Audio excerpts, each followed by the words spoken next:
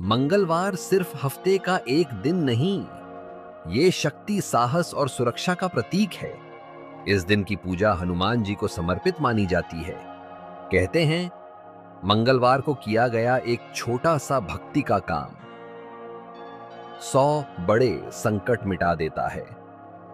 मंगलवार को हनुमान चालीसा या बजरंग बाण पढ़ने से भय दूर होता है, नजर बद से बचाव मिलता है, आत्मविश्वास बढ़ता है, रुके हुए काम आगे बढ़ने लगते हैं। ज्योतिष में यह दिन मंगल ग्रह का है, जो ताकत, भूमि, पराक्रम और सफलता का कारक है।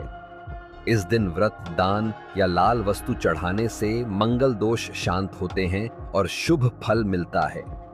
मंगलवार को संकट मोचन की कृपा जब साथ होती है तो जीवन की हर कठिनाई आसान हो जाती है। जय बजरंगबली।